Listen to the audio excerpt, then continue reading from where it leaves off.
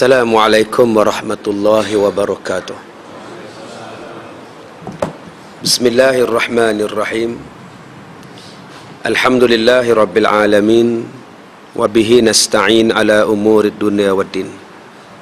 Ashhadu an la ilaha illallah wahdahu la syarikalah. Wa ashhadu anna Muhammadan abduhu wa rasuluh. Wa nusalli wa nusallim ala habibina wa maulana Muhammad wa ala alihi wa sahbihi ajma'in. Qala Allah Ta'ala fi kitabihil aziz, iqtaraba lin-nasi hisabuhum wa hum fi ghaflatin mu'ridun. Sadaqallahul azim. Terima kasih Ustaz Zuhair, Pelihatan Kuasa Surah Al-Iman. Muslimin dan muslimat, mudah-mudahan dirahmati oleh Allah Subhanahu wa taala. Alhamdulillah, kita telah selesai mengerjakan solat sunat tarawih 8 rakaat dan witir 3 rakaat. Seperti mana yang tuan-tuan sedia maklum, sembahyang tarawih ialah sembahyang berehat-rehat, rilek-rilek, tenang-tenang, ya, rilek-rilek, ya, tak payah terkejar-kejar, tak payah nak hambat-hambat, rilek. Itu nama dia rehat-rehat, sembahyang sambil berehat-rehat. Tuan-tuan, bila sebut sembahyang tarawih selepas 2 rakaat, tak semestinya tuan-tuan terus bangun untuk rakaat yang seterusnya. Tuan-tuan boleh buat macam-macam, minum pun boleh, habis je salam 2 rakaat minum pun boleh. Kalau di rumah tu makan laksa pun boleh. Habis-habis sembahyang 2 rakaat makan laksa. Kemudian kumu sembahyang balik 2 rakaat. Habis 2 rakaat rasanya cucur badak tadi ada lagi. Makan pula cucur badak. Jadi sampai boleh habis 20 rakaat. Ya, masuk 30 Ramadan naik 6 kilo badan tuan-tuan. Jadi tidak ada masalah. Itu dia kata sembahyang tarawih ni sembahyang rehat-rehat. Ataupun tuan-tuan tak nak buat apa, habis-habis salam je terus bangun pun boleh juga. Assalamualaikum warahmatullahi, Assalamualaikum warahmatullahi, Allahu Akbar, bangun untuk rakaat yang keseterusnya pun boleh juga. Macam orang Mekah buat. Tapi lenguhlah sikit bagi orang yang ada gaut, lenguhlah sikit. Bagi orang yang sihat tak apalah. Bagi kita yang ada gaut, lutut pun dah cabut, jadi kalau macam tu susahlah sikit. Tapi kalau sihat silakan, boleh buat. Ataupun lepas-lepas sembahyang tarawih, tuan-tuan bagi salam kanan, bagi salam kiri, tuan-tuan menung pun boleh juga. Tak ada siapa larang menung. Tak ada selawat ke? Orang sebelah tanya. Bid'ah kata dia. Pulanglah boleh juga. Jadi kalau tuan-tuan nak diam saja pun tak apa juga. Nama rehat. Ataupun tuan-tuan nak selawat macam tadi, Tok Bilal kita selawat pun boleh juga. Assalamualaikum warahmatullahi, Assalamualaikum warahmatullahi. Tuan-tuan nak selawat boleh juga. Sebab dia bukan dikira menambahkan perbuatan, dia dah habis sembahyang. Habis sembahyang ni tuan-tuan nak buat apa pun tak apa. Nak buat apa pun tak kisah buat. Habis-habis apa nama salam, tuan-tuan selawat. Fadlam minallahi ta'ala wa ni'mah wa maghfiratan wa rahmah. Boleh. Ya, sampailah habis selawat. Sallu alaih. Cuma bila Tok Bilal sebut sallu alaih, tuan-tuan kenalah selawat. Allahumma salli ala Sayyidina Muhammad. Ini bila Tok Bilal sebut sallu alaih, tuan-tuan baloi juga. Sallu alaih. Ada siapa dia yang nak selawat ni? Tok Bilal tu suruh selawat. Sallu alaihi, mana tuan-tuan selawat lah. Allahumma salli ala Sayyidina Muhammad wa ala alihi wa sahbihi wa barik wa sallim. Tu yang Tok Imam tadi selawat. Sedengar suara Tok Imam ni, suara tuan-tuan sedengar sallu alaihi juga. Ya, jadi tuan-tuan kena sebut sallu alaihi juga. Tak boleh kalau tuan-tuan sebut sallu alaihi, tuan-tuan kena sebut selawat, sebab Tok Imam suruh selawat. Jadi kalau tuan-tuan nak selawat lepas sembahyang pun boleh, dan kita tak boleh kata bid'ah. Ya, sebab perbuatan tu dah dibuat selepas habis sembahyang. Yang bid'ahnya ialah kalau selawat tu sedang sembahyang, di dalam sembahyang, di dalam solat, tengah-tengah solat. Imam baca siratal ladzina an'amta alaihim ghairil maghdubi alaihim waladdallin amin fadlam minallahi ta'ala wa ni'mah. Tu kompom sesat tuan-tuan. Ya, bid'ah betul lah. Masalah dia bila sudah habis sembahyang terpulanglah. Cuma bila selawat elok-elok, tak payahlah menjerit-jerit.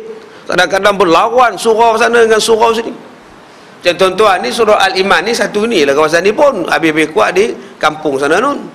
Tengah setempat surau dekat-dekat berlawan-lawan speaker di atas bumbung tu berlawan.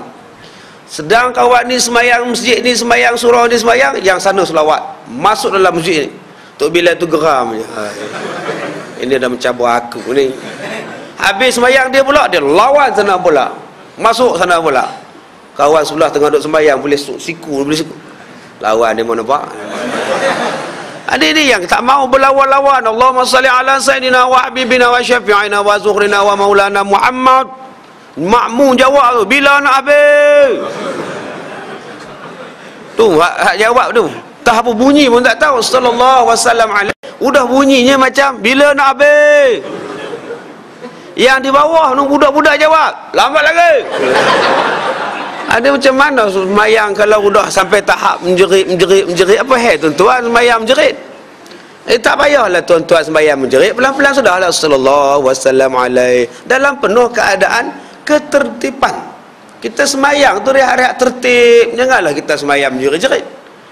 Kemudian kalau tuan-tuan tak nak selawat, tak naklah selawat, malaslah selawat. Apa nak buat? Saya nak zikir, boleh juga. Habis-habis salam zikir astaghfirullahalazim allazi la ilaha illa huwal hayyul qayyum wa atubu ilaihi subhanallah alhamdulillah. Boleh? Tak ada siapa larang. La ilaha illallah, la ilaha illallah. Tak ada siapa larang buatlah. Dan waktu dia pula bukannya mesti habis 9.36. Ada yang faham habis mesti habis 10.30. Aku kalau 10.30 tak habis aku balik. Dia faham bahawa tarawih ni mesti 10.30 selepas isyak. Tak ada tuan-tuan. Tuan-tuan nak buat tarawih daripada lepas isyak sampai subuh. Pukul 4.45 buat tarawih lagi boleh. Tak ada siapa larang. Tapi faham orang kita ni mesti habis pukul 10, 10.30, mesti habis macam itu. Ini satu kesalahpahaman. Tuan-tuan boleh buat, bukan kata 2 sesi, 3 sesi, 4 sesi pun tak apa. Di sekolah saya lama dah buat 2 sesi, perlih baru nak buat. Saya buat lama dah.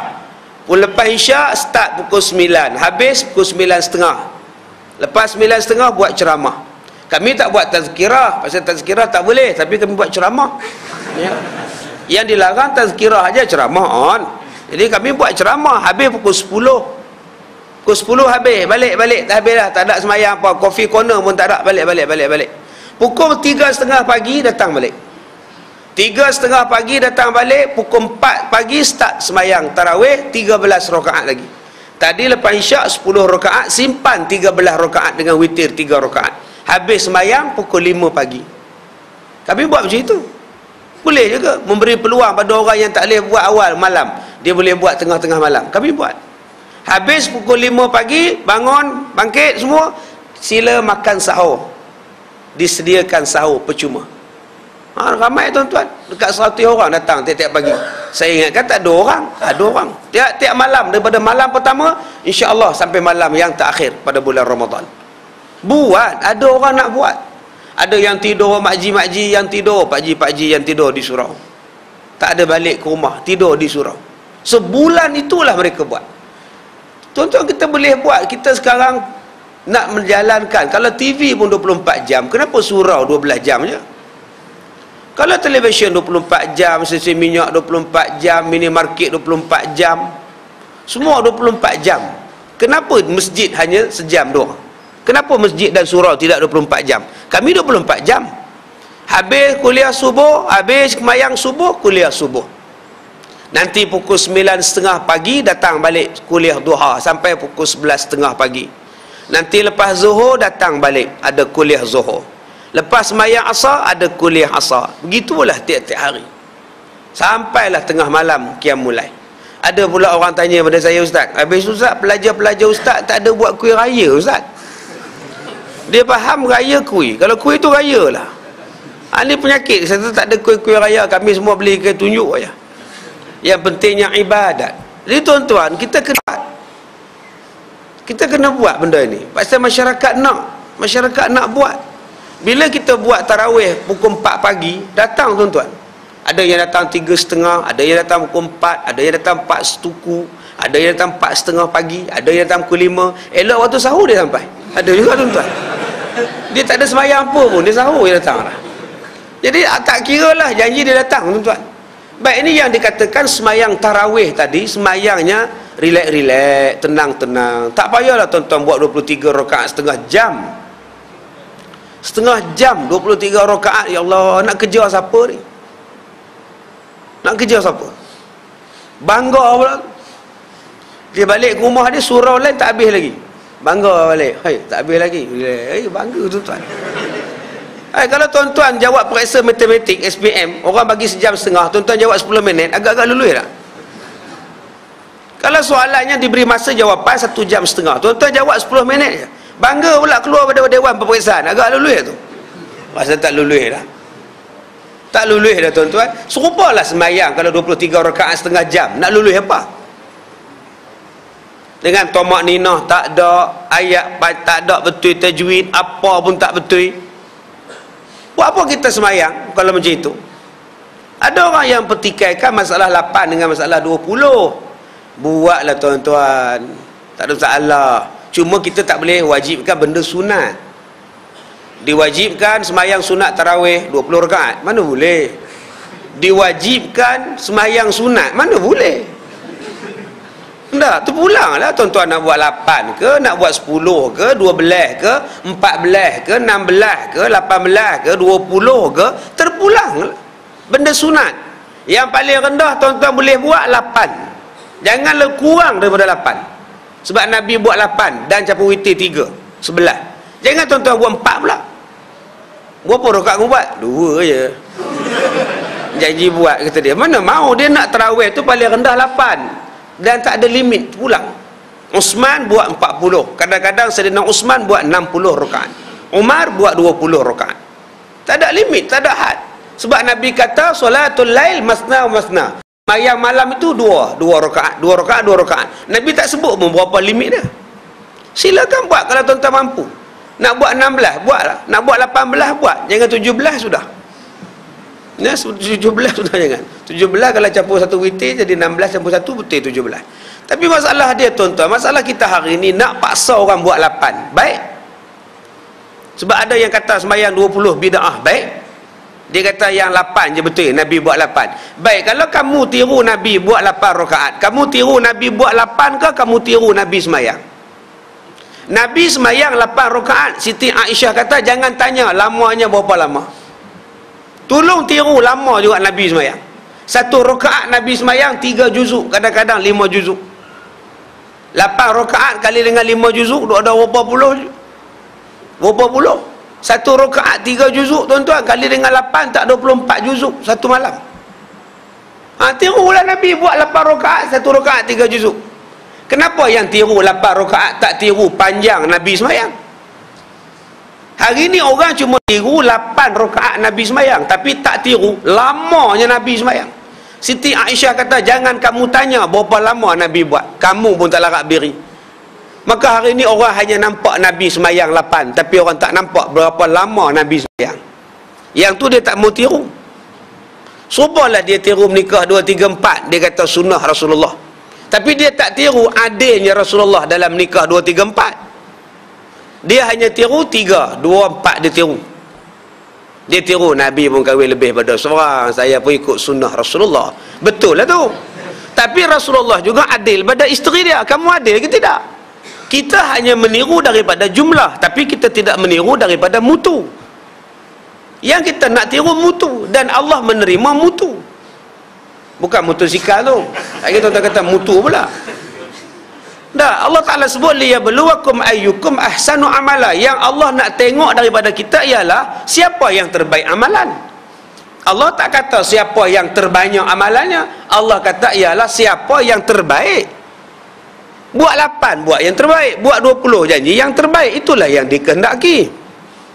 Bukan tuan-tuan boleh bangga dengan 20. Apalah buat 8, tengok aku 20. Semayang tomak nina pun tak ada. Allah tak tengok juga. Apalah mereka tu buat 20, tengok kita buat 8. 8 lah cara Rasulullah. 15 minit, 8 apa? 15 minit tu tuan-tuan, ya Allah. Mungkin Nabi satu rakaat ke mak ya. Nabi Muhammad satu hari dia semayang tuan-tuan, dia semayang tu, sahabat Nabi tengah-tengah semayang, Nabi Muhammad tengah baca ayat lazim rakaat pertama. Rakaat pertama tengah baca ayat tu, baca surah, sahabat Nabi ni batal. Bila batal, dia pergi ambil air semayang daripada masjid Nabi, pergi ambil air semayang di Baqi'. Perkuburan Baqi' tu, tempat air dari situ.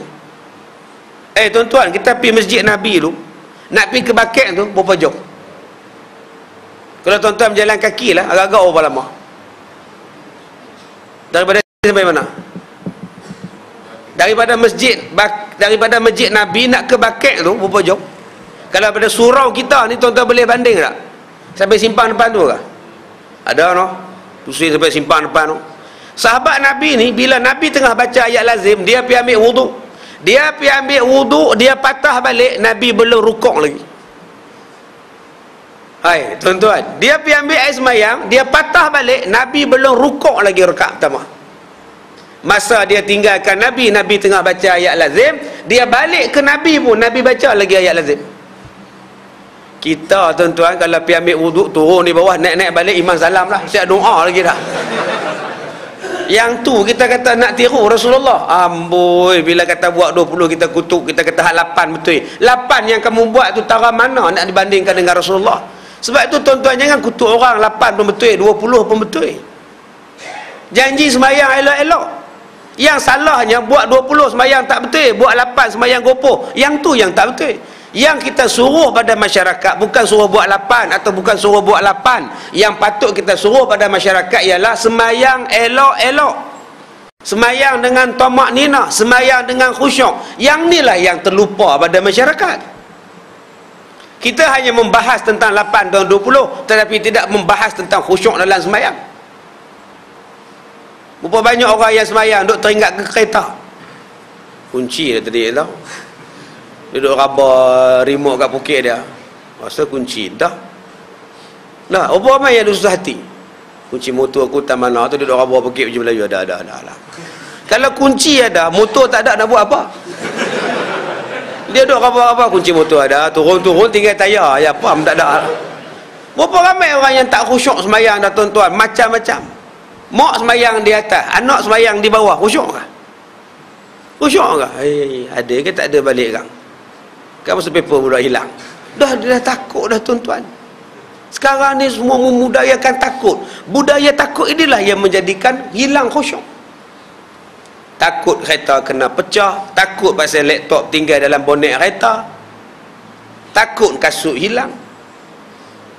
Tapi saya malam ni saya tak takut Ustaz, saya buat selipar je. Itu pun ikat dengan tali rapia, lantak lah kalau nak hilang pun. Jadi tuan-tuan ni yang membudayakan takut.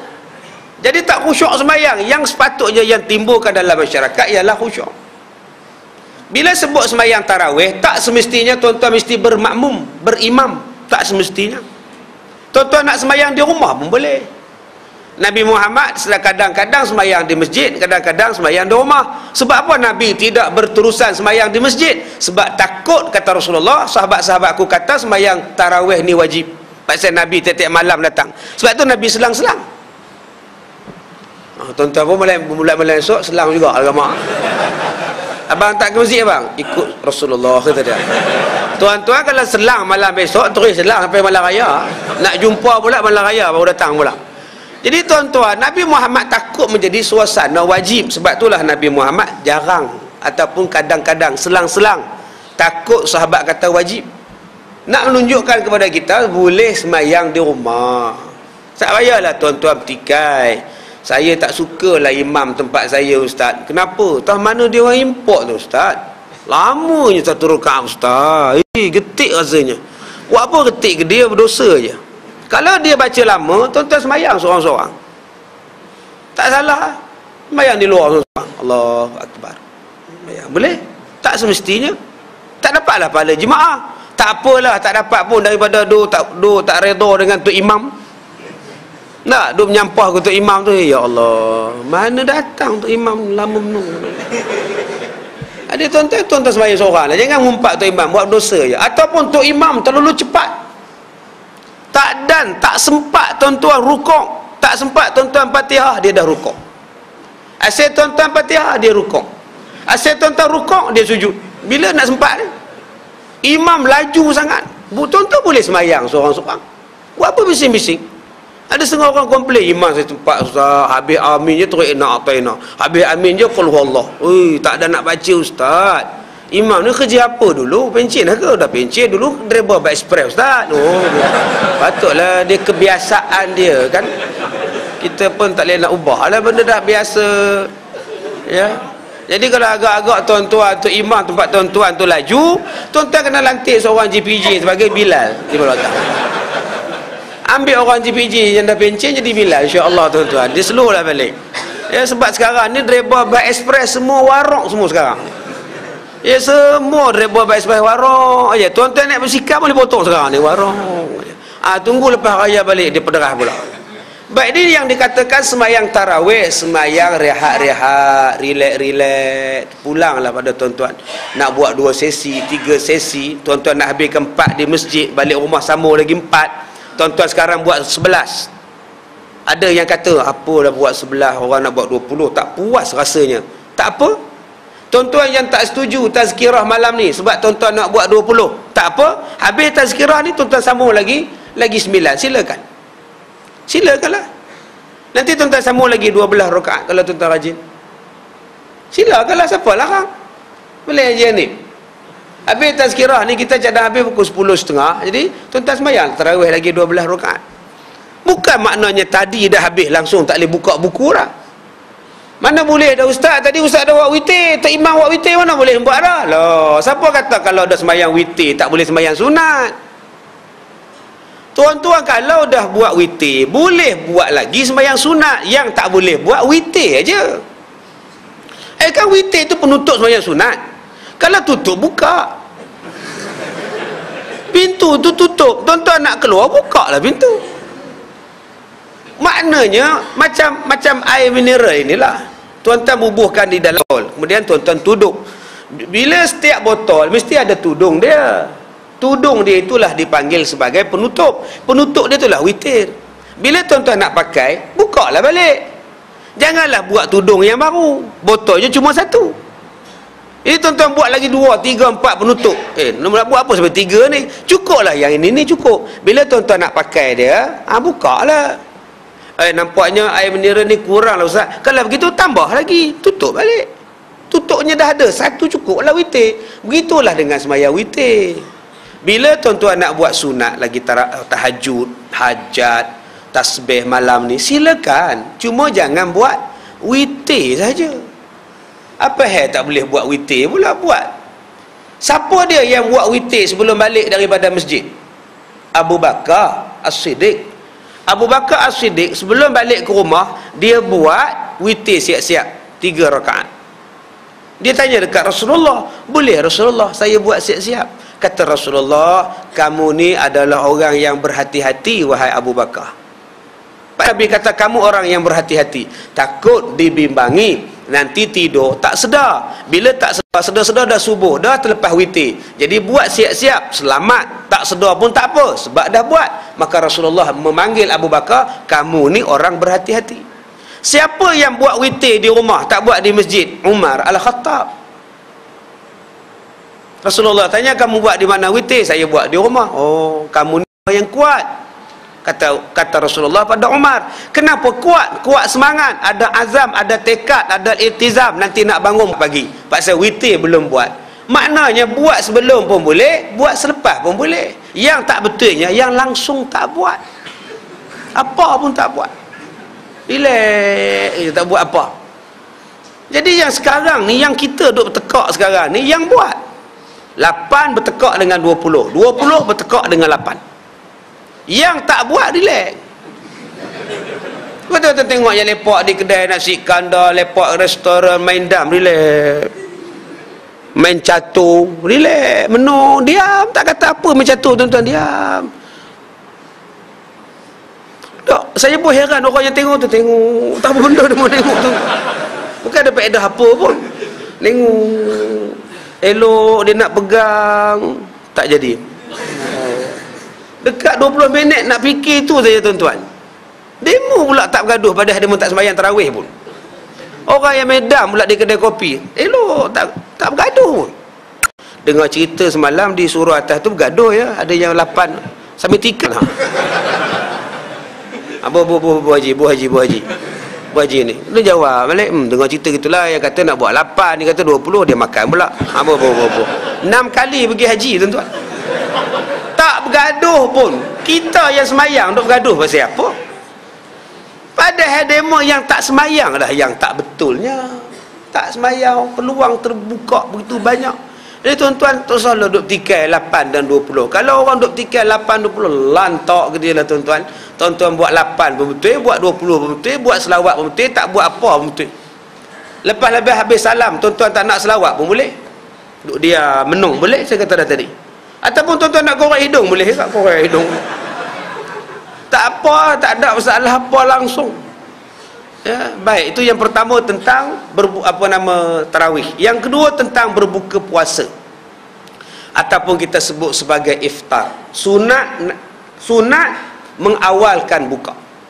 Bukan sunat mengawalkan buka masuk pukul 7.11 tuan-tuan buka pukul 7 malam, bukan.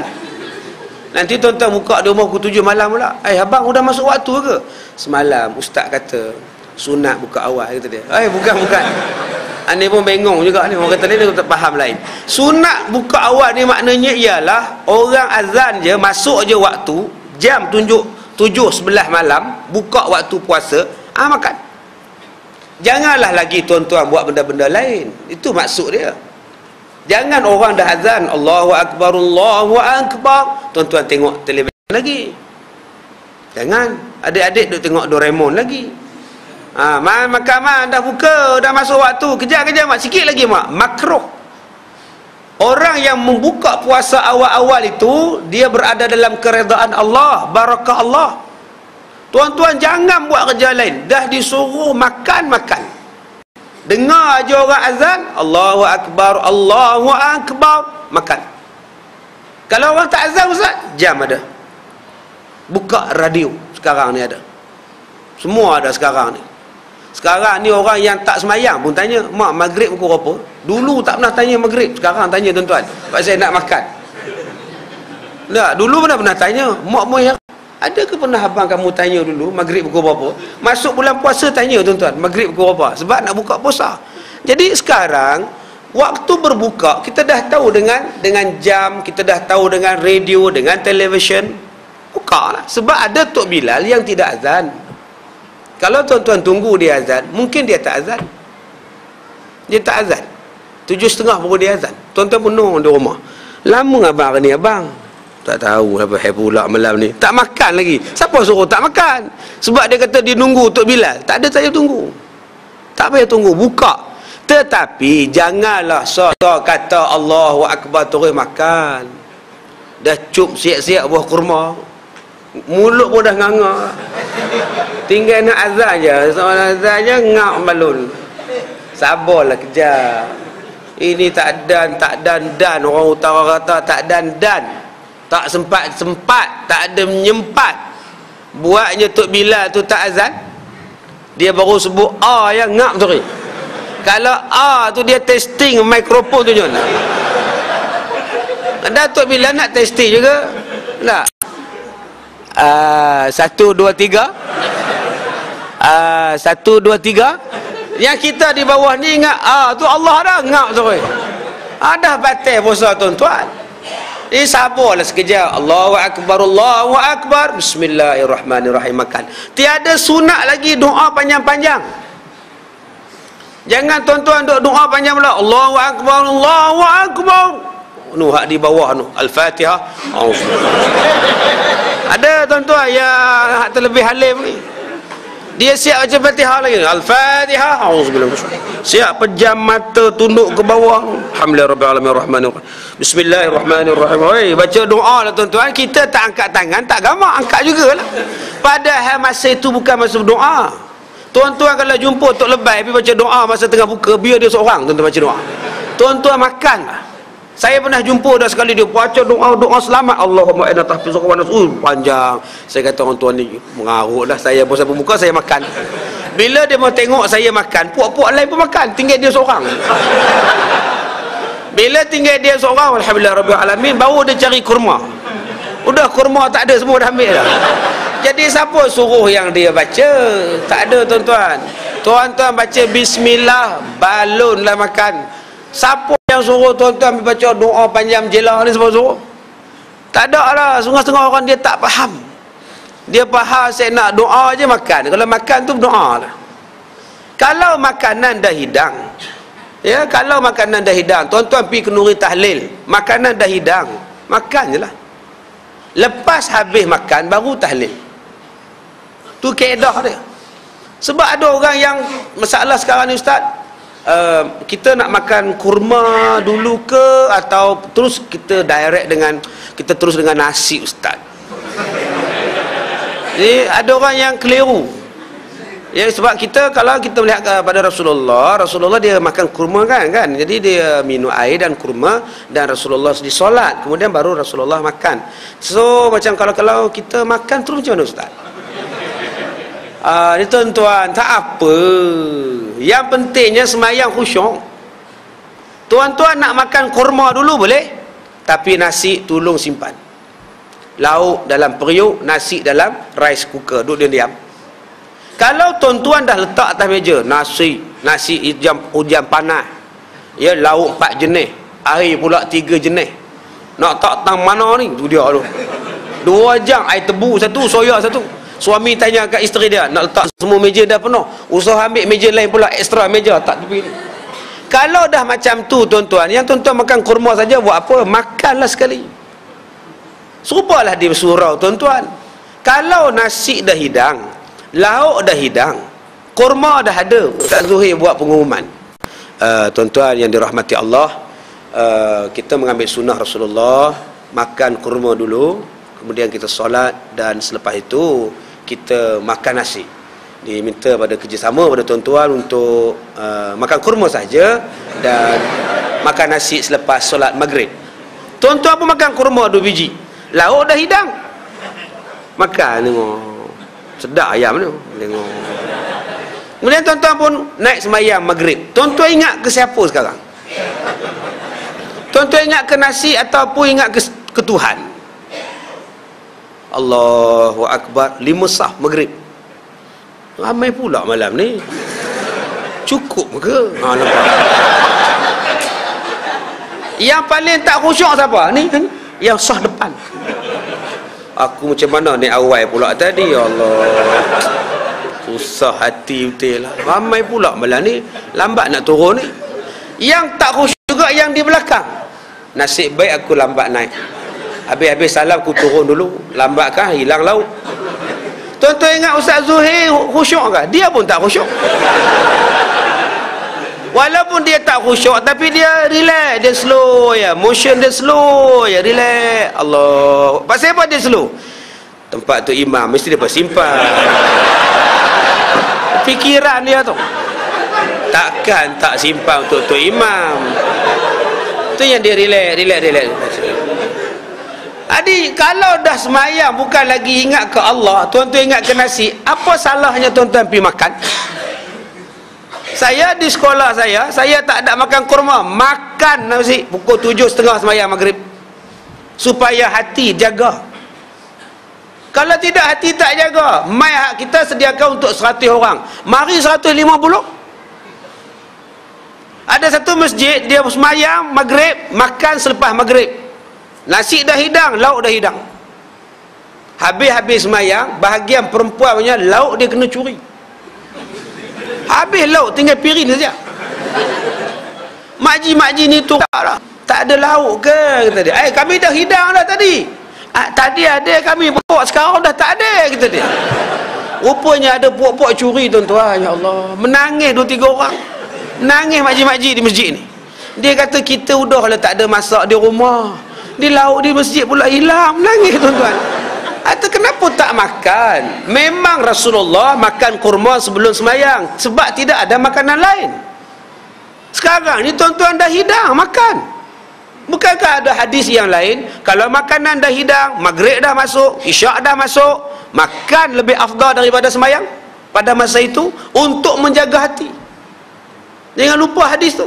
Kalau tuan-tuan nak makan kurma saja, lauk tuan-tuan simpan, jangan hidang. Habis semayang maghrib baru hidang. Kalau tuan-tuan duduk di rumah, isyak di surau ni, Tok Bilal dah azan, isteri masak pada tuan-tuan, letaknya tom yam, ikan bakar, udang, galah tak di situ. Abang, makanlah nasi, dah siap lauk semua. Suami tengah duduk ikat serban dekat cermin, tengok. Kamu tak dengar orang azan tu, kemakan je kamu ni. Oi, suami orang alim, kemakan ni orang dah semayang tu, betulkan serban dia. Atau bila nak makan ni, isteri tanya, balik semayang isyak kang, aku makan. Udah masak dah bang, panas-panas lah elok makan. Semayang tu tiada panggilan yang selayak dengan panggilan Tuhan, kata dia. Oi, dia pun pergi semayang. Elok buka pintu pagar, adik sampai, adik, isteri, adik ipar, anak naik pulang angsa tuan-tuan. Assalamualaikum abang. Waalaikumsalam. Oi, baru sampai. Masuk-masuk, kakak kamu ada. Masuk-masuk, nasi pun dah siap. Jadi dia bersalam dengan anak-anak. Anak pun keluar seorang-seorang pada van answer tu. 1, 2, 3, 8 anak tuan-tuan. Agak-agak dia sembahyang isyak tu khusyuk tak khusyuk? Habislah udang. Habis. Siapa suruh hampir sembahyang? Sebab tu tuan-tuan, masalah buka puasa ni, kalau dah ada lauk, makanlah. Kalau dah ada hidang, yang penting menjaga hati, supaya hati teringat ke sembahyang, bukan hati teringat ke lauk, hati teringat ke nasi. Saya dah kata dah tadi dalam masalah tahlil tadi, kalau nasi dah hidang, tak usahlah baca tahlil, makanlah dulu. Kalau tidak, tak ada khusyuk tuan-tuan baca tahlil, sebab duk tengok lauk, duk tengok tembikai. Kemudian bila tuan-tuan makan nasi dulu pula, janganlah tamak. Kadang-kadang pukul 7 dah hidang nasi, dia ambil dah nasi, buh dalam pinggan dia, bertimbun nasi. Ambil lauk ayam seekor, daging 4 ketui, tembikai 2 potong dia punya seorang, jelatah nenah pula 2 piring buh. Orang yang depan dia tengok, ya apa hai pula dia ni. Udah macam ABC tuan-tuan nasi dia. Ada tuan-tuan jenis tu, ya Allah, apa jenis mentah darah ni tuan-tuan. Tak puasa apa tu, nampak gaya lapar sangat. Ya Allah tuan-tuan, Allah nak tengok kita ni sabar tak sabar, tengok waktu berbuka. Tengok kita ni sabar tak sabar waktu pergi pasar Ramadan. Semua tengok berkenan. Tengok badak berendam berkenan, puteri mandi berkenan, tengok tai itik berkenan. Nasib baik 5 jari je, kalau sebelah tangan 10 penuh beg plastik, makannya belum tentu. Dia timbul masalah orang buka puasa di hotel menyalahi syarak. Ada pula ya membazir, pasal mahal, menyalahi syarak, membazir kata dia. Allahu akbar, menyalahi syarak ni hukum haram. Takkan kita nak kata haram buka puasa di hotel? Apa makna menyalahi syarak? Laporan Al-Akhbar kata seorang mufti di hujung negeri Malaysia ni, dia kata bahawa buka puasa di hotel ni menyalahi syarak. Mana boleh kita kata menyalahi syarak? Makanlah di mana pun. Alasan apa yang dia kata menyalahi syarak? Pasal riak. Mana kita boleh tahu hati orang? Kita tak boleh bagi markah pada hati orang. Bagi markah tak apa, markah makwa tak apa, tapi markah dia ni riak ke dia tak riak, bukan hak kita, itu hak Tuhan. Allah saja yang mengetahui apa yang ada dalam hati kita. Kita tak boleh bagi markah, kita tak boleh menjadi penilai. Dia orang datang semayang tu ikhlas gitu, tak payah tanya ikhlas tak ikhlas, dia orang datang tu baik dah tu. Kita pula kadang-kadang nak pergi ambil pula, jadi juri pula. Itu bukan kerja kita. Dia buka puasa di hotel, dia riak. Dia punya pasal lah dia riak. Mestinya orang buka puasa di hotel riak. Berapa ramai yang buka puasa di masjid pun riak? Berapa ramai yang riak buka puasa di masjid? Kalau dah riak buka puasa di masjid, maknanya haram juga lah buka puasa di masjid. Jangan mengharamkan cepat sangat. Ada pula yang kata haram sebab apa? Dia kata menyalahi syarak sebab apa? Sebab dia kata pasal mahal, RM90, RM50, paling murah pun RM20. Kalau restoran RM9, 9 kupang. Mahal makan pada naik terbang sekarang ni, kata dia. RM90 duit dia lantak je lah. Kenapa buffet RM90 di hotel boleh kata menyalahi syarak? Yang pergi haji pakej sampai RM100,000, kenapa tak kata haram? Kenapa tak kata haram? Sebilik 2 orang suami isteri RM100,000. Daripada hotel nak pergi ke Arafah naik GMC. Tak adalah naik bas macam kita, nunggu bas satu hari pula. Naik GMC tuan-tuan. Kita datang bila? Demo datang dekat-dekat nak wukuf baru sampai. Kita datang berapa lama lah. Dia orang relax. Sampai kunci baru satu pegang seorang. Kita yang duduk di Mina, tandas tu kongsi orang. Beratur tu macam cerita Piramli je. 8 tandas, beribu orang pakai. Untuk RM100,000, seorang dia pegang kunci. Relax. Dia lalu depan kita tengah duduk beratur, dia pegang kunci dia, nampak? Relax. Lantak ke dia lah, duit dia. Apa masalah kita pula? Dia mampu buat. Kita yang pakej RM14,000 duduk balik gunung, orang yang pakej RM100,000 duduk depan gunung, boleh tengok waktu bila nak melontar di Jemrah. Tengok orang tak ada, dia pergi melontar. Kita pula tu berbaris, beratur, buat bendera lagi tu. Subhanallah, subhanallah. Puak-puak RM100,000 relax tuan-tuan. Siapa, kenapa tak kata haram? RM100,000 kamu tak kata haram, RM90 kamu kata haram. Alasan yang ketiga bagi alasan sebab membazir. Di rumah kita tak membazir kah? Berapa ramai yang kita buka puasa sekarang ni, air saja 3 jam. Habis ke 3 jam? Tak kelongkang pergi dia. Mi kari beli. Jalan-jalan pula, ayah, mi sup pula beli. Habis ke tu? Tak habis. Kalau tak habis, bukankah membazir? Kalau dah membazir haram, maknanya buka puasa di rumah pun haram juga. Janganlah cepat kata haram. Cepat sangat. Kalau saya buka puasa di hotel RM90, apa sebab ustaz buka puasa di hotel RM90? Habis ustaz buka puasa dengan anak yatim. Kalau saya tempah 5 anak yatim, saya tempah 5 rumah anak yatim, saya bagi 5 malam. Apa salah saya bagi RM90 untuk saya dan anak-anak saya buka puasa di hotel? Saya dah bagi ke anak yatim, saya dah bagi ke orang miskin 4 malam, 10 malam saya tak ada sponsor more. Apa sebab saya tak boleh buka kalau duit saya kalau buka puasa di hotel? Sebab tu jawapan Mufti Perak paling senang. Bukalah puasa di mana pun, harus janji semayang. Senang Mufti Perak tuan-tuan. Itu yang kita menimbulkan kekeliruan. Patutnya tokoh agama bukan menimbulkan masalah pada masyarakat. Tokoh agama menyenangkan masyarakat, memudahkan masyarakat untuk beribadat. Bukan pergi kata susah, tak boleh, ni tak boleh, lama-lama tak buka, lama-lama tak puasa. Ini tuan-tuan, masalah buka puasa ni sunat. Jadi awalkan waktu, jangan dilewatkan. Kadang-kadang tuan-tuan buka puasa ni suka tanya benda yang tak ada. Air tebu dah ada, air lecikang dah ada, soya tak ada ke? Dah nak pergi cari soya pula. Apa yang ada minumlah. Kadang-kadang isteri, kesian isteri tuan-tuan. Suami lauk dah ada, ikan goreng dah ada, nasi dah ada, makanlah. Sambal tak ada sambal. Oh, terlupalah bang. Dah masa waktu dah makanlah bang. Kamu kan tahu kan, aku kalau tak ada sambal aku tak makan. Udah kena pergi tumbuk sambal pula. Orang duk makan, dia tumbuk sambal. Tuan-tuan ingat, isteri tuan-tuan duk tumbuk sambal tu, dia tumbuk cabai ke? Dia bayarkan cabai tu muka tuan-tuan tu. Pasal tak boleh je tuan-tuan.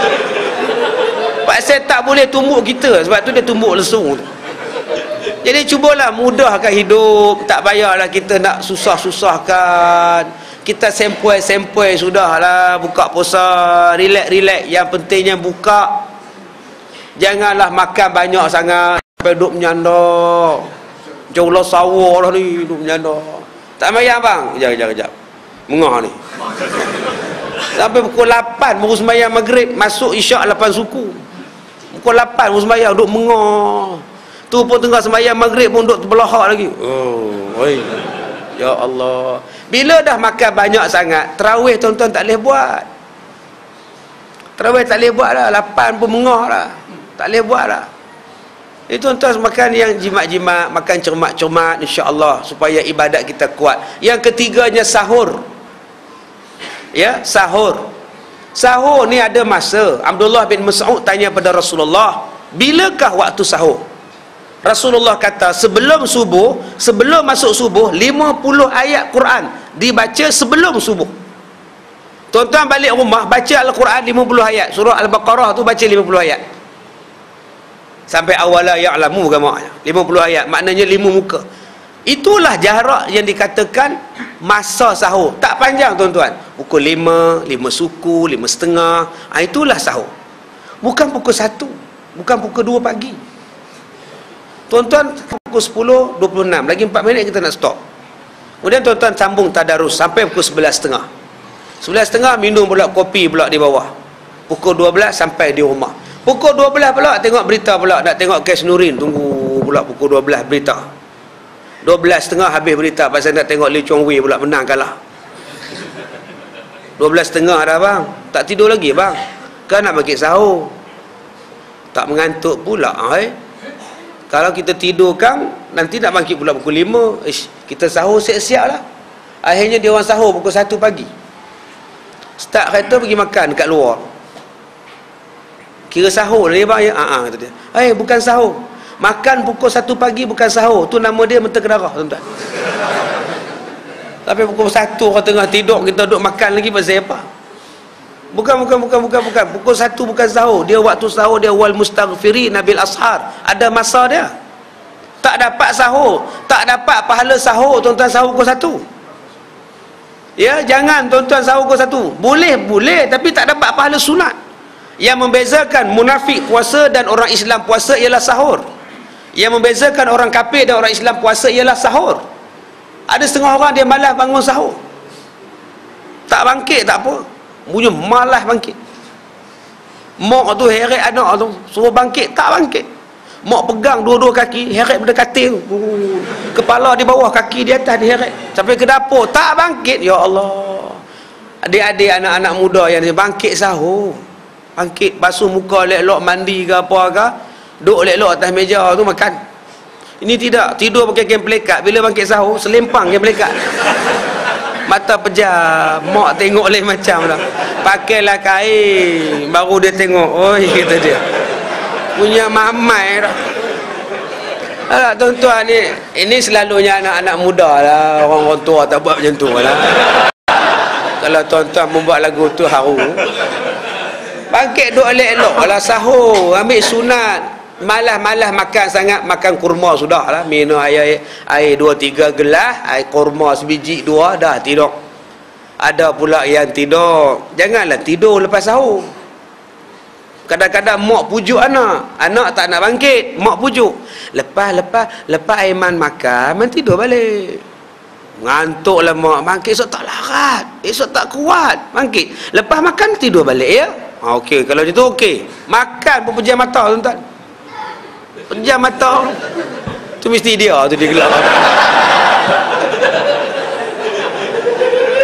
Bila dia dah makan sahur, mak bapak tidur pula. Aduh, tu yang leceh tu. Kalau anak tidur boleh gagah lagi. Ni bapak tidur pukul 5 suku. Subuh ke berapa? Apa kata siap-siap pakaian pergi ke masjid, bawa anak-anak datang masjid. Tuan-tuan, kita tadi ni sembahyang tarawih. Di situ penuh, perempuan belakang penuh, di bawah ada, di bawah pun ada satu sap.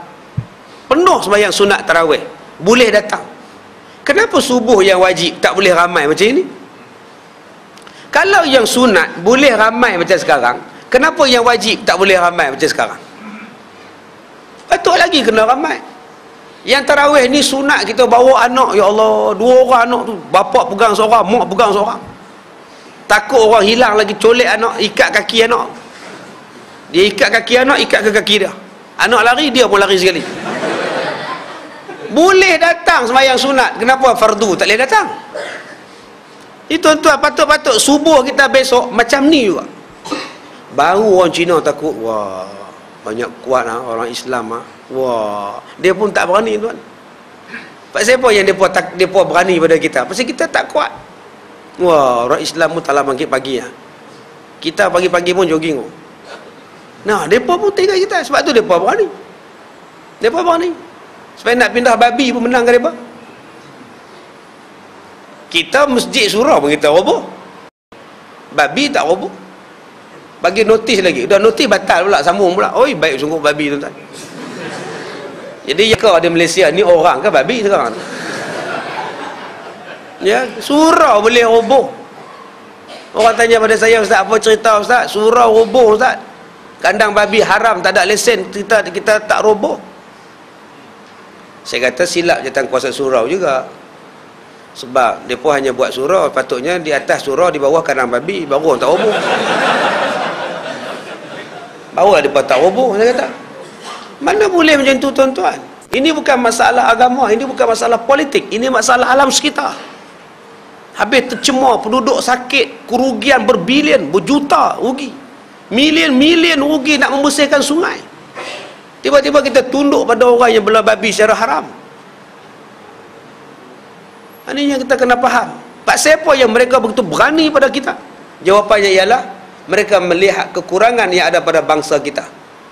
Jemaah kurang, perpaduan kurang, kasih sayang kurang, semayang slow.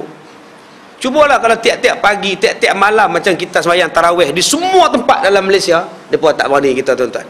Pasal mereka tengok umat Islam, kalau sentuh soal agama mereka cukup sensitif. Tapi hari ini umat Islam bila sentuh soal agama cukup ringan. Cukup ringan. Kita cukup marah kalau orang pagar bendera, bakar bendera. Kita lah boleh buang kerakyatan dia. Hui. Tengok orang tua dalam TV, bakar bendera. Buang kerakyatan dia. Tapi masalah orang murtad, siapa yang kata macam tu? Bakar bendera memanglah salah besar, tapi murtad lagi ribu-ribu kali besar. Murtad orang tak bising, bakar bendera orang tak bising. Mentang-mentang yang bakar bendera tu orang Melayu, kita bising. Nu hak Cina hena lagu negaraku. Duk di Taiwan, Namewi. Terang-terang hena agung, terang-terang hena negaraku, terang-terang hena masjid, hena orang Islam, hena perempuan pakai tudung, hena azan subuh.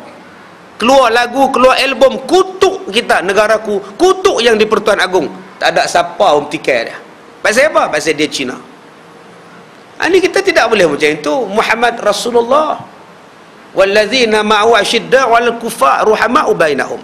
Muhammad itu Rasulullah. Siapa-siapa yang bersama dengan Rasulullah, dia akan tegas dengan orang kafir dan dia akan berlemah lembut dengan orang Islam. Hari ini terbalik, berlemah lembut dengan orang kafir, bertegas dengan orang Islam. Ini lari jauh kita daripada pahaman yang sebenarnya. Jadi kalau boleh lepas subuh jangan tidur balik. Buat persiapan untuk semayang subuh. Tak apalah, tak mau datang masjid, tak apalah, semayang jemaah di rumah. Suami jadi imam, anak-anak dan isteri jadi makmum. Buat. Habis baca Quran, habis solat baca Quran semuka. Kemudian pilah kerja, pilah sekolah. Alangkah bahagianya kalau rumah kita macam itu. Tak main masjid pun tak apalah. Ada 10 orang, tanggungjawab lepaslah satu kampung kita. Kita semayang berjemaah di rumah. Tapi tidak, jemaah di rumah pun tidak. Nabi dah pesan pada kita, 2 waktu jangan tidur. 2 waktu kalau boleh elak, sesangat-sangat elak. Yang pertamanya selepas asar. Jangan tidurlah. Mengantuk macam mana pun jangan tidur selepas asar. Kalau tuan-tuan mengantuk selepas asar, pergilah berjalan. Naik motor ke, berjalan kaki ke, jogging, naik tahu turun balik. Tak pun pizu, tengok rimau ke apa, patah balik. Jangan tuan-tuan tidur. Kerana tidur selepas asar ini alamatul junun, tanda-tanda nak jadi gila. Ya, tanda-tanda nak jadi mereng. Dia balik sekolah pukul 5, mengantuk sangat, dia lari atas katil, dia lompat, dia tidur. Mak pun buka pintu, ya Allah, nak dara dia tidur. Biarlah, kata suami.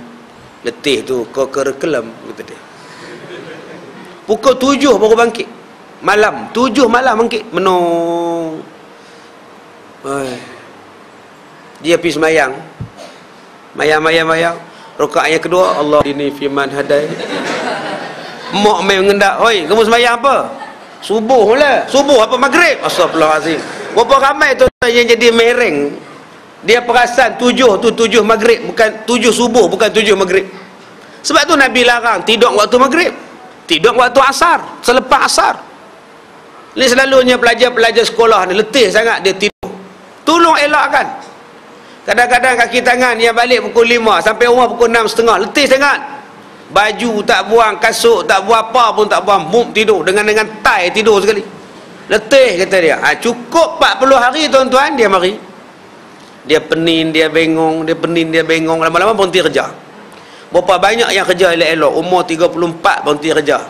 Pak saya tidur petang. Dia jadi malas kerja, jadi sifat malas kerja. Akhirnya berhenti kerja. Tengok televisyen. Umur 30 tengok Ultraman lagi.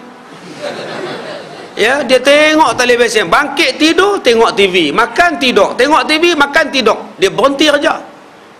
Dia akan jaga pukul 1 dia jaga, 2 pagi dia jaga, 3 pagi dia jaga, 4 pagi dia jaga. Dekat subuh dia tidur. Dia tidur tu sampai pukul 12 tengah hari.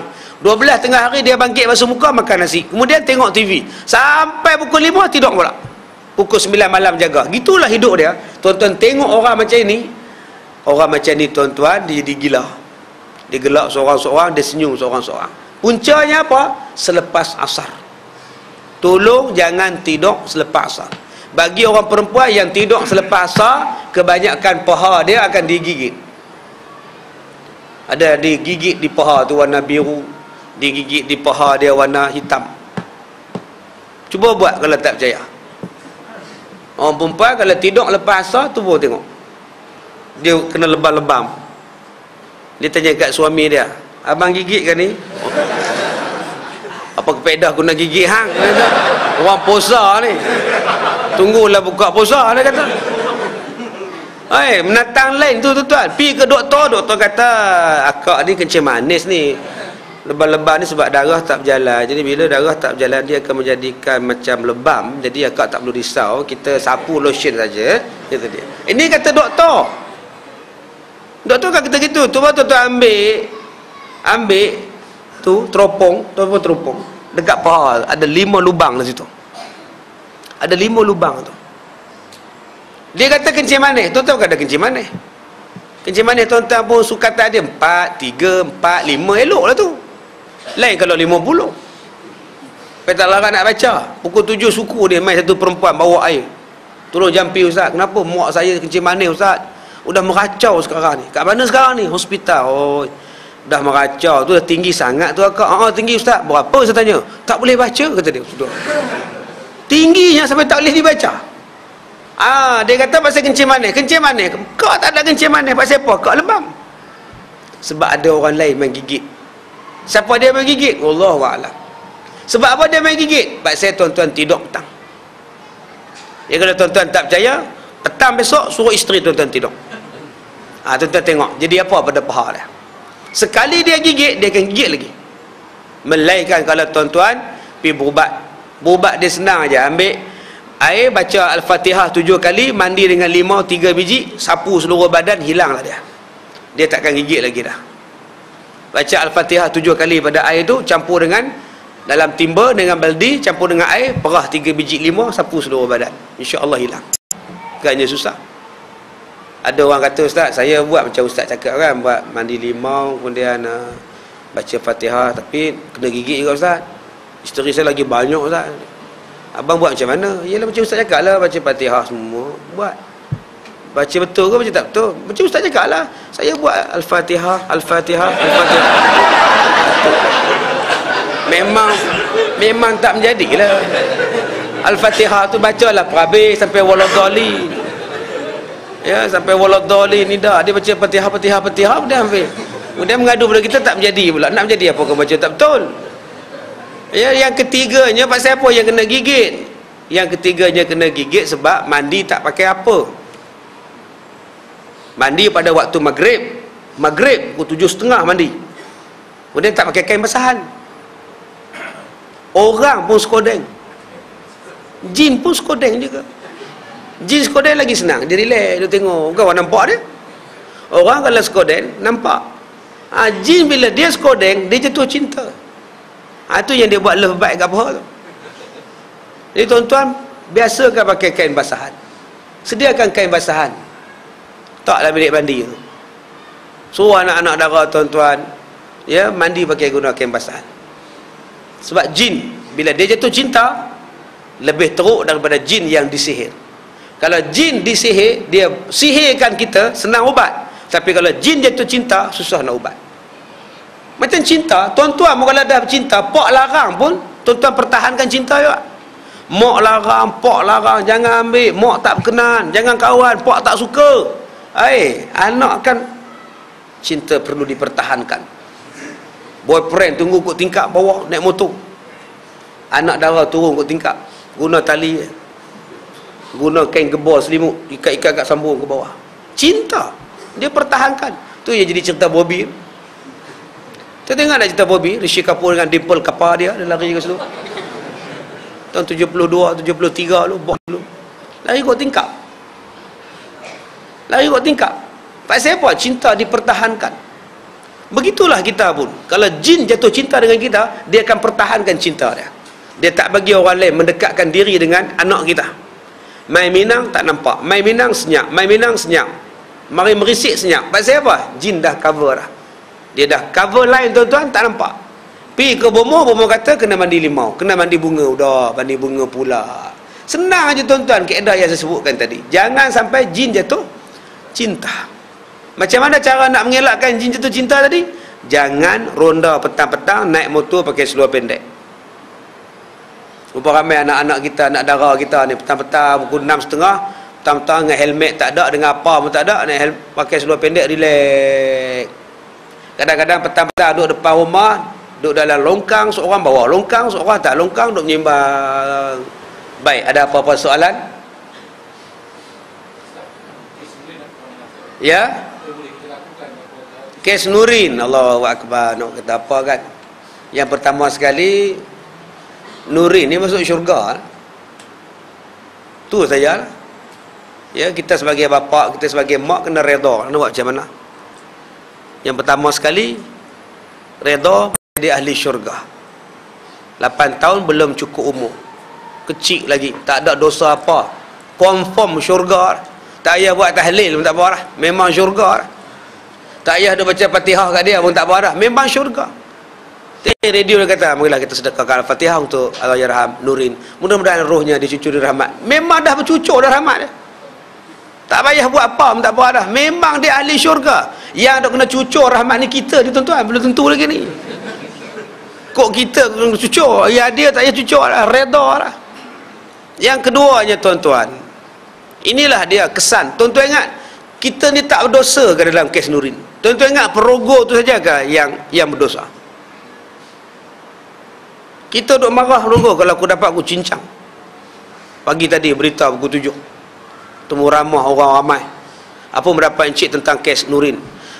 Sepatutnya macam dia buat pada budak tu, dia pun kena hukuman yang setimpal dengan lah, pasal zalim kan.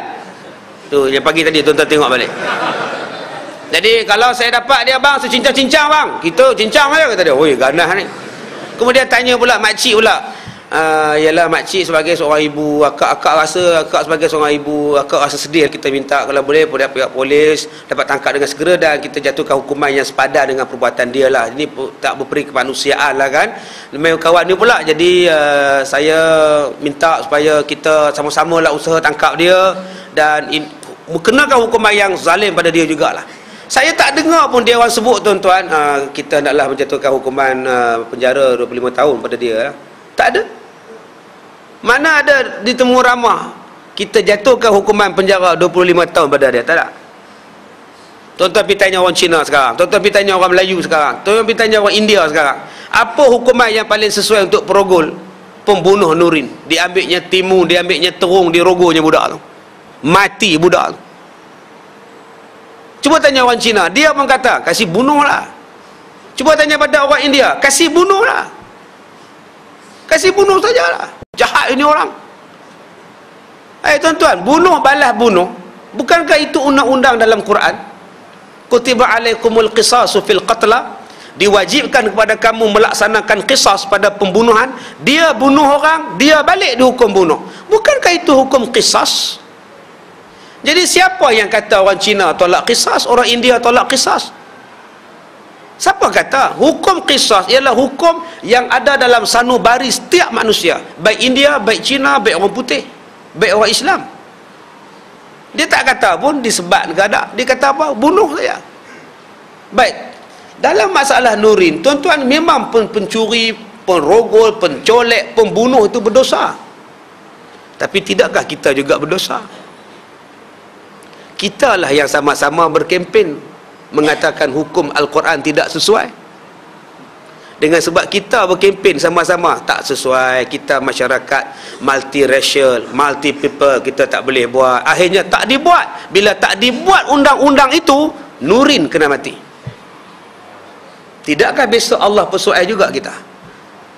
Tuan-tuan marah pada pembunuh Nurin, padahal mungkin kita salah seorang daripada penyumbang menyebabkan Nurin itu mati dengan sebab tidak melaksanakan perintah Allah di dalam Quran. Kalaulah dilaksanakan perintah Allah dalam Quran, tak ada siapa usik anak dara orang. Tapi dengan sebab kita kata bahawa tak sesuai perintah Allah, sedangkan Allah tu Tuhan kita, dengan sebab kita tolak perintah Allah, kita cari undang-undang British, maka orang berani dengan undang-undang British. Akhirnya mungkin satu hari nanti anak tuan-tuan akan jadi Nurin nombor 2. Ini yang saya kata tuan-tuan, jangan hanya kata pembunuh tu saja bersalah, tah kita juga bersalah. Apa kata kalau Nurin dakwa kita sama di hari kiamat? Kita tak tahu. Sebab tu tuan-tuan, dalam hati kita mesti ada perasaan hukum Islam tertegak, barulah masyarakat boleh aman. Kalau itu pun tak ada dalam hati tuan-tuan, saya tak tahu nak kata apa. Apa makna sembahyang tarawih kita tadi kalau dalam hati kita tidak ada yakin pada Allah yang kita sembah tadi? Yang kita sembah tarawih tadi Allah Tuhan kita. Tapi kalau tuan-tuan tak yakin pada undang-undang Allah, tak tahulah tuan-tuan sembah siapa sebenarnya. Jadi kita kena bayangkan, kalau yang mati tu anak kita, baru kita tahu. Memanglah saya tengok ayah dia pun ragut semacam je. Anak mati pun tu dia spek mata di atas kepala. Tak, ragut semacam je. Tak apalah, orang muda. Tapi kalau kita jadi dia, kita jadi mak pada Nurin, bapa pada Nurin, apa perasaan kita? Tu saya tanya apa perasaan mak, apa perasaan bapa Nurin. Cuba tanya apa perasaan Nurin ketika dirogol. Sebulan tuan-tuan, daripada badan molek jadi kurus kering. Tahu berapa kali dirogol? Macam mana ketika disumbat dengan terung, disumbat kemaluan dengan timun, apa perasaan dia? Siapa boleh tolong dia? Tuan-tuan boleh bayang tak kena rogol macam mana? Tangan dipegang, mulut dipekat, ditutup, dia ambil timun jolok. Tuan-tuan boleh bayang tak sakit dia macam mana? Ini tuan-tuan kena bayangkan. Bukan boleh tengok gambar dia saja ya. Bayangkan masa orang tu, si celaka tu buat pada dia, apa jadi pada dia? Nak minta tolong tak boleh, dipekuk. Nak lari tak boleh, tenaga tak ada.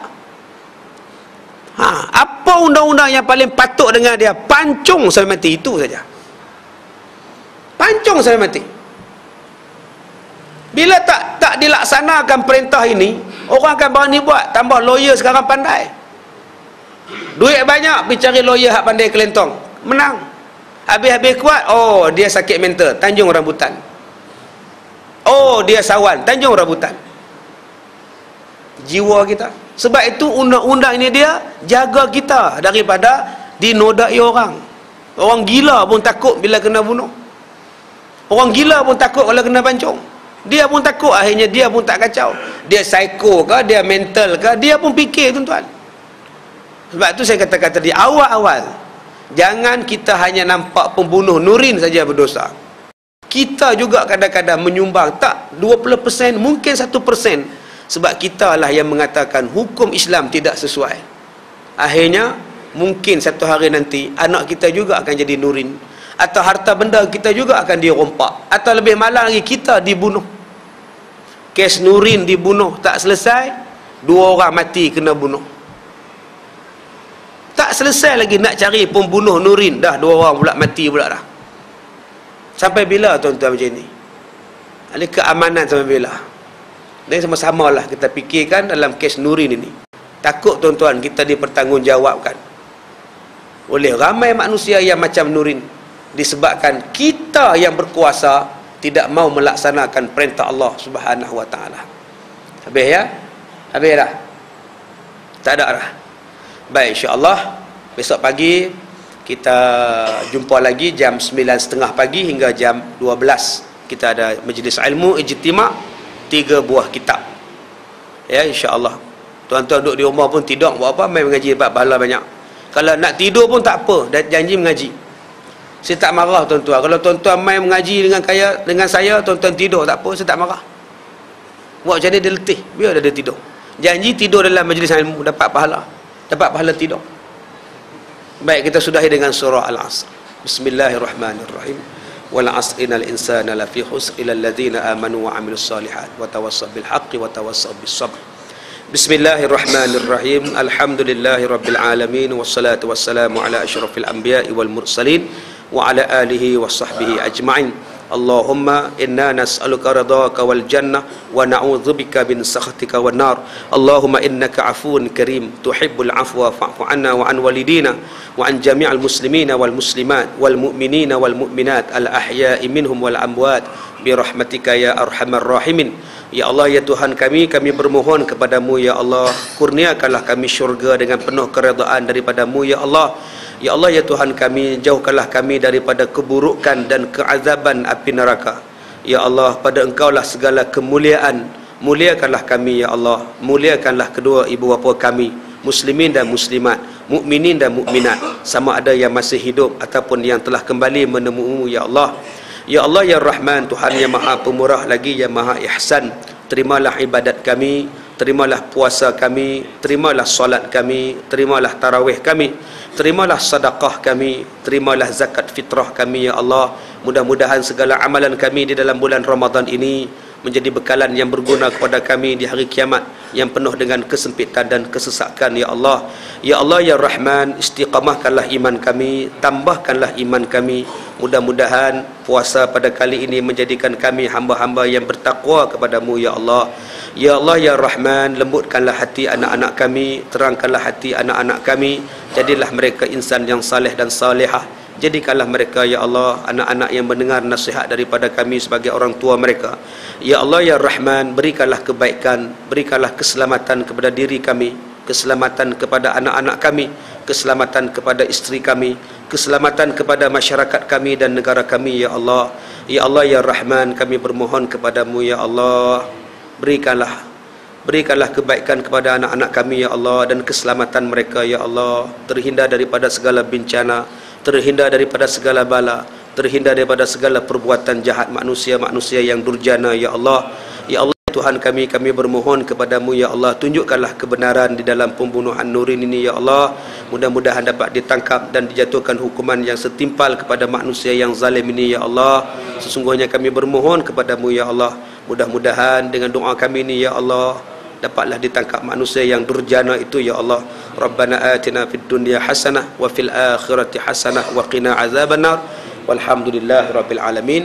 Tuan-tuan, di bawah sana saya ada bawa air syafi yang telah kami pelajar-pelajar sekolah membaca 30 juzuk Al-Quran disertakan dengan doa-doa. Jadi tuan-tuan tak payah lagi dah nak bawa air jumpa saya. Anak degil lah, tak boleh tidur malam lah, sakit lah apalah. Jadi tuan-tuan boleh beli ya untuk kegunaan harian tuan-tuan. Kalau kurang boleh tambah, kalau agak sakit boleh mandi dan boleh minum. Dan juga ada kismis, dan semuanya ini adalah untuk disumbangkan dalam pembiayaan sekolah saya di Ipoh, Pusat Pendidikan Al-Barakah. Jadi saya minta maaf jika terkasar bahasa. Wabillahi taufiq wal hidayah. Assalamualaikum warahmatullahi wabarakatuh. Terima kasih kepada Ustaz. Sebelum itu saya ada beberapa pengumuman sebelum insya-Allah.